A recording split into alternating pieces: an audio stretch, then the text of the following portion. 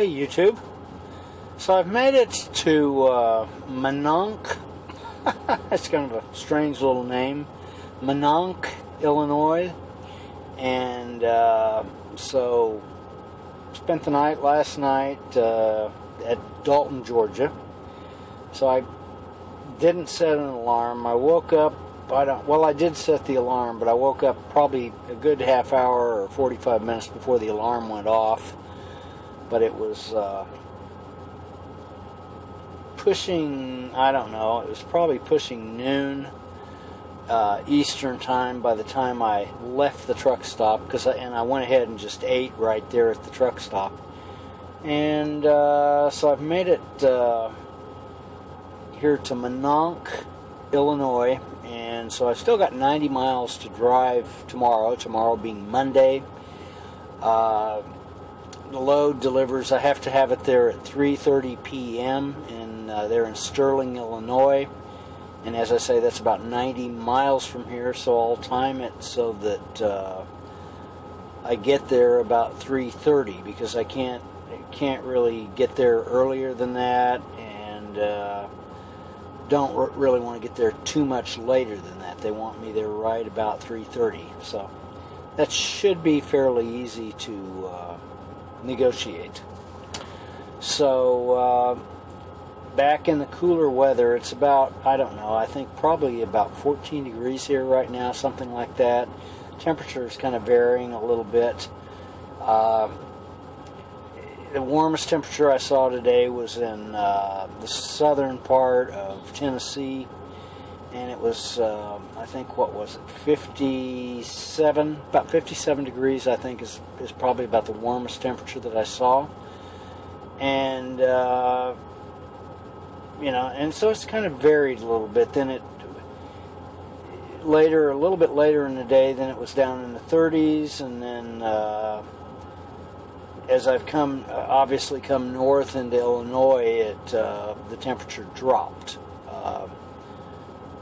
Illinois is a very, very long, narrow, kind of a narrow state, but it's very long north and south, and so it covers there's quite a range of temperatures, kind of depending on what's going on with the weather. Particularly in the wintertime, from southern Illinois all the way. This is more like northern Illinois where I'm at now, and certainly where I'm going.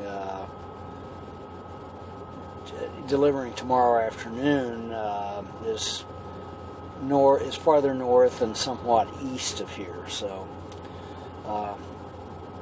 and of course, I have no idea where I'll be going after I deliver the load. It's not due home again until the 23rd is when I told them. So I should be home by the 23rd. Take my time off then. So someone had asked me in the comments on one of the videos on YouTube, what about trucker laundry? And trucker laundry is something that I avoid. I avoid that like the plague. There are, in a lot of truck stops, especially like a bigger truck stop, they will have a little, basically it's like a little tiny laundromat. They may have, maybe, it'll vary. They may have about 4 washing machines and maybe 4 dryers that are coin operated, and they're commercial grade washers. So the commercial washers, if you go to a commercial laundromat, typically the washers they have very small baskets, and I don't even know how much they charge anymore. Usually you have to put your quarters in there and push the thing in, and a lot of times one or more of the washers will be, it's been my experience, one or more of the washers or dryers may be out of operation. It'll say out of service. It won't work. And then the other problem, you will have drivers that put their clothes in, let's say they put the clothes in the washing machine, or it could be the dryer, afterwards. But let's say you put the clothes in the washing machine, and I've had some personal experience with this. They put the clothes in the washing machine, and then they go off to some other part of the truck stop, and so in the meantime, they're out lollygagging around in the truck stop, and the washer gets done.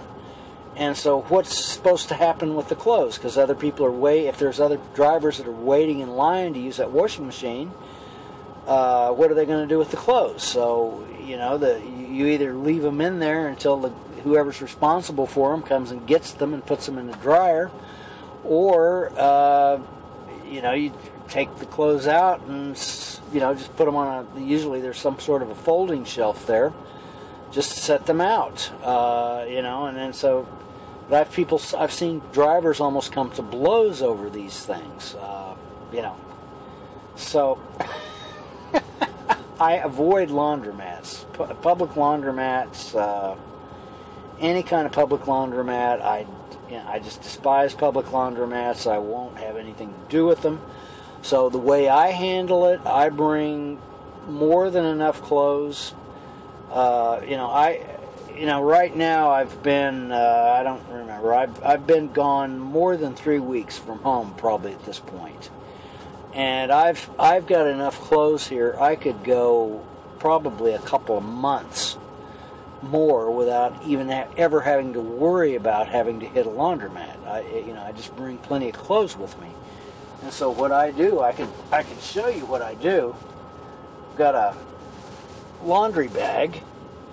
And so as I use these are dirty clothes, as I use my dirty clothes, I, put my dirty clothes in the laundry bag, and in the laundry bag I just kind of set it over to the side, and whenever I go home, then of course I tote the bag in, and I've got my washer and dryer there at home, and I do my laundry, and then I bring the clean clothes back out to the truck that I'm going to take back with me. And so the downside is I've got all of these clothes that I carry with me, and it adds to the volume of stuff that I bring. But on the positive side, I never have to worry about using a truck stop laundry. Now also a couple of other things. I know there are some, and I guess they still do this, there are some truck stops, at least at one point they were advertising, like the TA truck stops, they were kind of bragging on the fact that they had these washing machines that you could, you could put your phone number in there and it would actually send you a text message when it was done, the washing machine or the dryer. And I don't know, I've never had any experience with that. I don't know how well that worked. I know that there are some consumer machines that are able to do that, or I don't know how well those, how well the market has embraced those. So your thing could send you a text message at home telling you, hey, the clothes are done. You need to, put them into the dryer, or take them out of the dryer and fold them, or whatever. I don't know. That's an interesting idea, but and I guess it would, because you are looking at your phone all the time. Most people are always, if they've got any kind of a smartphone, or even a so-called feature phone, they're always looking at it. So there have been times when I'm at home and I take my, I put my clothes in like a load of laundry in a washer and kind of forget about it, and then I'll find it, the next day or a few hours later I'll remember it, and then I'll put it in the dryer. So I guess, that would serve as a reminder if you had a notification on the phone, hey, put the clothes in the dryer. So I guess so, but if I'm going to buy an appliance for home, I avoid washers and dryers, or that would have microprocessors in them, because it just adds to the expense. I like to buy a basic unit. You go to a place like Lowe's or Home Depot and buy just a basic washing machine that's got a mechanical timer.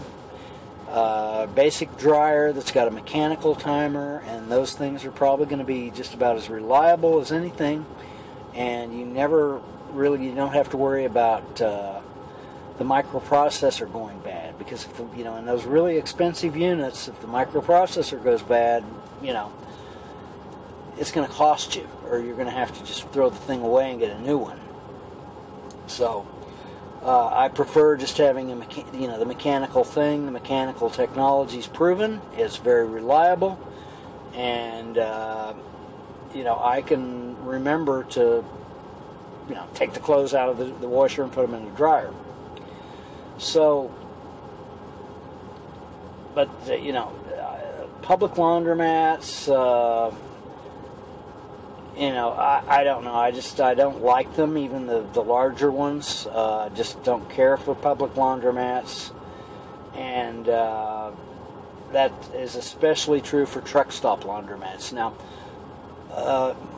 I'd say probably most larger trucking companies, now certainly it applies with my company, at our company terminals, they have washers and dryers available for drivers, and of course now these don't, you don't have to put any money in them, but so as I'd go to a company terminal, I could take my clothes in there, and I'd have to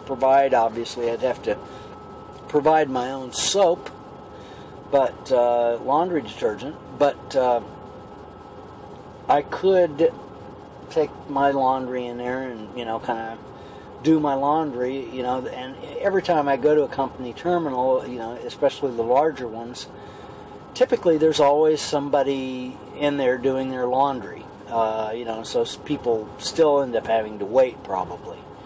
But if they're just kind of hanging around waiting, then I guess they could do that. But I prefer just to bring enough clothes with me that I never ever have to worry about going to a laundromat of any kind. Never have to worry about running out of clothes, clean clothes. Got plenty of shirts, plenty of jeans, plenty of socks, plenty of underwear, and like I say, as I use the stuff, I put it in that laundry bag, and by the time I'm, depending on how long I've been gone, the laundry bag kind of gets sort of full, and as like this one's kind of getting a little bit full, and so I just cart it in the house with me, and dump it out on the utility room floor and kind of sort it out and do my laundry. I do the load of white clothes and a load of colored clothes, and the jeans usually are by themselves, because it's not really a great idea to just shove all the stuff together, because if jeans, sometimes you can end up with some. If the jeans kind of, they shed shed part of the jean material, that can end up on your white, like a white T-shirt would be a good example. So it's just not a good idea, if you're going to you should segregate all of the white clothes in one load, and usually have more than enough, especially if I've got towels or whatever that don't bleed, and then, anything that's got any, like a colored shirt, any kind of a color shirt, anything like that, that goes in, its own thing, and then usually I'll wash those on cold, in the cold water. Typically like a white shirt like this, or any kind of a load of white clothes, I would, I'm going to use hot water with it. And then jeans, usually just, probably just maybe warm water. If I've got, and I'll have enough jeans, where I can make an entire load of jeans. And so that's how I do it. And typically I'll end up with, maybe 3 to 4 loads each time. It just depends on how long I've been gone, really.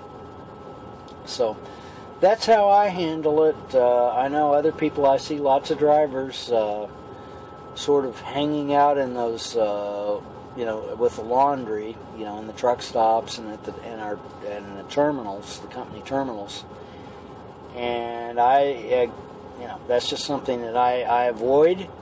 I'm able to avoid it because I bring I bring plenty of clothes with me, so I never ever have to worry about that, because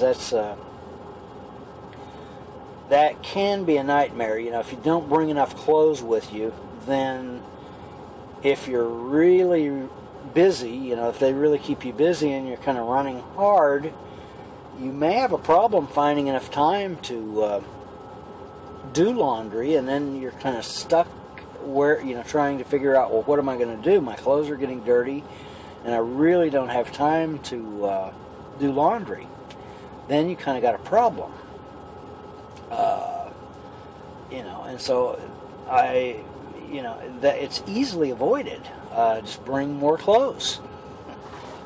So anyway, I hope that answers the question. It's just one of those things, you have to, if you're living in the truck for weeks at a time, you really either are going to go to the laundromat, or you are going to bring enough clothes where you don't have to. And so that's how I solved that particular problem. Now, there are other problems, obviously. You have to use the truck stop bathrooms, and some people have it, not necessarily truck drivers, but I know I've heard of people that just cannot use like a public restroom. They just, for whatever reason, they can't do it, and they maybe have a little bit of a phobia about it. And in those cases, if somebody was a truck driver and they had a phobia about using a public bathroom, they'd have a real problem. Now, I've heard of drivers, you can buy these little chemical camping toilets. I have heard of drivers having those, buying one for their truck, and that might come in handy from time to time, but if the thing ever spilled, I can just imagine, and that could happen. That could happen, that you get on a really bumpy road, or, things can tip over. It's possible. You go around a corner, something could tip over. So I don't know. I've never done that, but so obviously I have to use public toilets, and I don't, public toilets, and then the truck stops and showers at them as well. And they actually do a fairly decent job of keeping those showers clean. It's been my experience. Most truck stops do. They do a fairly decent job of keeping the place clean, but the bathrooms, the truck stop bathrooms, even if they're really diligent about trying to clean them, they still, those places get trashed. And I don't know. For one thing, you've got all of those people in and out, in and out, in and out constantly. And then you have the people that, they don't really throw everything in the trash, or they might not shut the water off completely, or, and that stuff does get worn out over time. It certainly does. So any kind of commercial building that's got a lot of people going in and out really takes an incredible amount of abuse. Favorite example would be like a Walmart store. Typically, with a Walmart store, they automatically schedule sort of a remodeling of a store every 5 years. And you can think, well, boy, that seems awfully, every 5 years they have to remodel a store. Well, why? That seems like it's, too soon, but believe me, it's not. Walmart store or any kind of a department store like that, you've got all of those people coming and going all the time. Just imagine, if you had, let's take your house, for example, and let's say that you had however many people would go to a Walmart store in a 24-hour period. If you pick one that's open 24/7, one of those big super centers, and you just took that, whatever number of people that is, and it's probably going to number maybe in the thousands of people coming and going in a 24-hour period. Just imagine that they went in your front door and they went out the back door, and all they did was just walk through your house. guarantee you, at the end of the time, your house would be totally trashed, and you'd need to remodel it after one day, and probably replace everything, including the carpet. So, it's amazing. One person really doesn't wear things too much, but you start getting into a group thing, a lot of people, and then it begins to add up. It's kind of the same concept with food. I've always been really amazed, at any given point, going up and down the road, you have trucks that are hauling candy. And there's always a certain percentage of trucks. If you knew what was in those trucks, there's always a certain percentage it's going to be candy. And there's more candy in those trucks than one person could eat in a lifetime. But, it'd take you years to eat it as an individual, but once you start, you get a group of people, and boy, that group of people, even, with just, the individuals just eating a little bit here, or, some are going to eat more than others. You get a group of people, and they go through a whole lot of stuff fast, and that's the same way with any of the kind of foodstuffs that especially that I haul.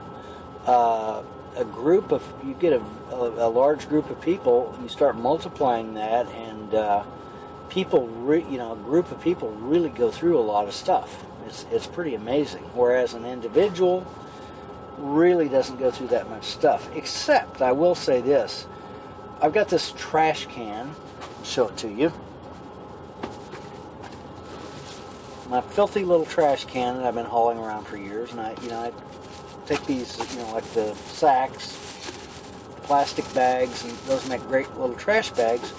Well, this little trash can, every time I stop, to get fuel or whatever, I'll dump it, and it never ceases to amaze me how fast that thing fills up again. So it's trash can's always full. It's kind of like, people, if they have salt shakers or whatever, those are always empty. So, anyhow, better cut this off. So from, where am I at? Minonk, Illinois. I'll catch you later.